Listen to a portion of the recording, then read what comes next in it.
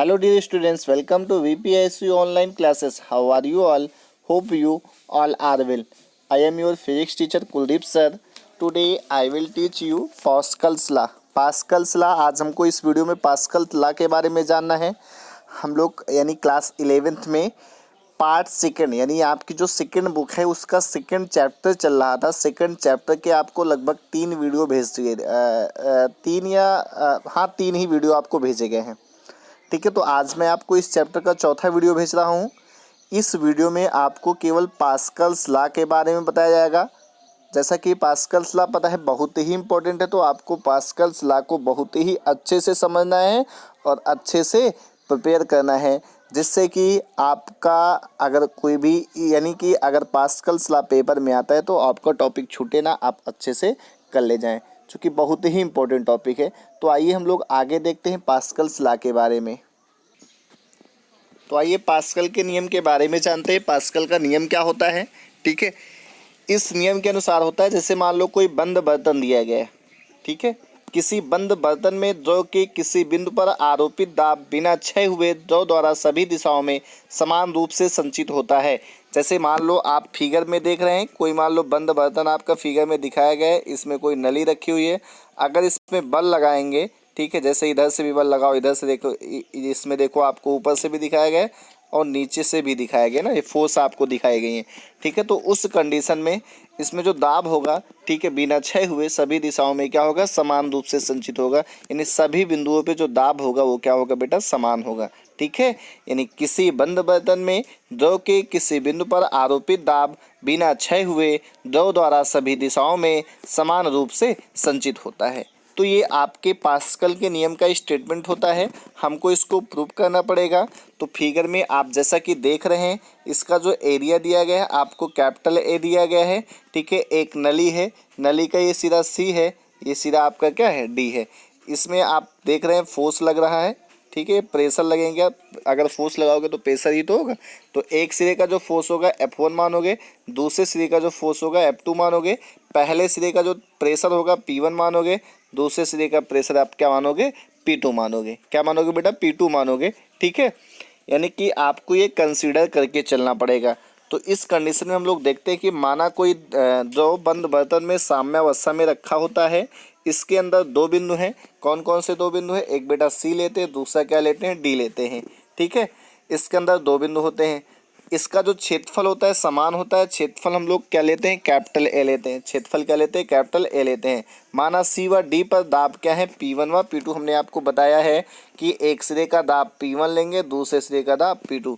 एक सिरे का जो फोर्स होगा F1 लेंगे, दूसरे सिरे का F2 लेंगे। ठीक है, तो इस कंडीशन में अगर निकाला जाए, अतः सी सिरे पर लगने वाला बल, देखो लगने वाला बल कैसे निकालेंगे, आपको पता है P इज इक्वल टू होता है F/A होता है। P इज इक्वल टू यानी दाब इज इक्वल टू होता है बल अपान क्षेत्रफल। दाब इज इक्वल टू होता है बल अपान क्षेत्रफल।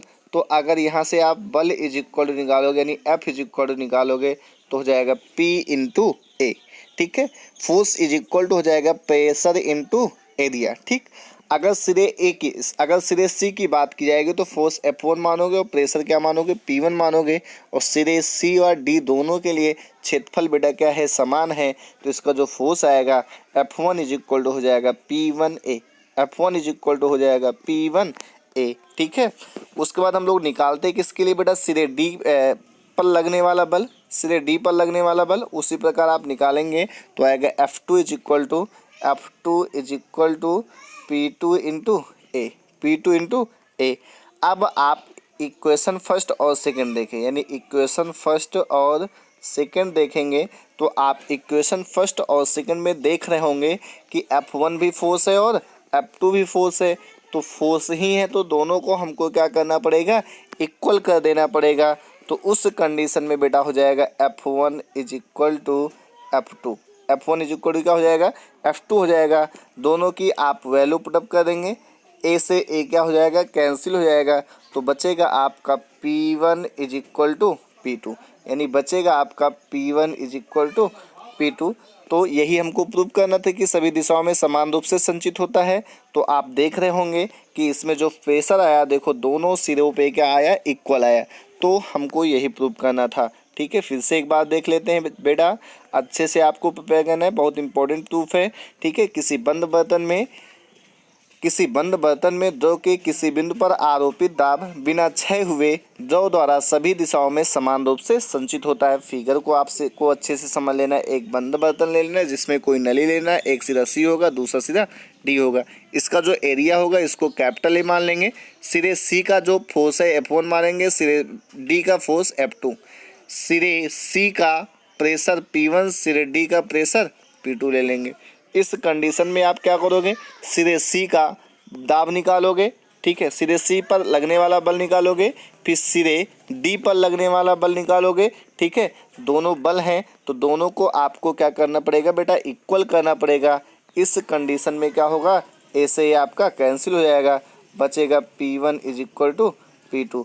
तो आपका यही तो प्रूव करना था कि सभी दिशाओं में समान रूप से संचित होता है। तो जैसा कि आप देख रहे हैं P1 = P2 आया, तो इससे सिद्ध होता है कि जो दाब होता है सभी दिशाओं में क्या होता है, समान रूप से संचित होता है। तो ये आपका एक प्रूफ था, बहुत अच्छा प्रूफ है और बहुत इंपॉर्टेंट है बेटा। इसके बाद आप नेक्स्ट वीडियो में पढ़ेंगे पास्कल के नियम के अनुप्रयोग। पास्कल के नियम के अनुप्रयोग क्या होते हैं? पास्कल के नियम के आपको 2 अनुप्रयोग बताए जाएंगे। ठीक है, पास्कल के नियम के अनुप्रयोग का मतलब है कि पास्कल लॉ पे आधारित आपको 2 यंत्र पढ़ने हैं। एक है आपका द्रव चालित लिफ्ट और दूसरा है द्रव चालित ब्रेक। ठीक है, हाइड्रोलिक लिफ्ट है और एक क्या है, हाइड्रोलिक ब्रेक है। तो इनके बारे में आपको नेक्स्ट वीडियो में पढ़ाया जाएगा। Thank you, stay home, be safe, keep studying.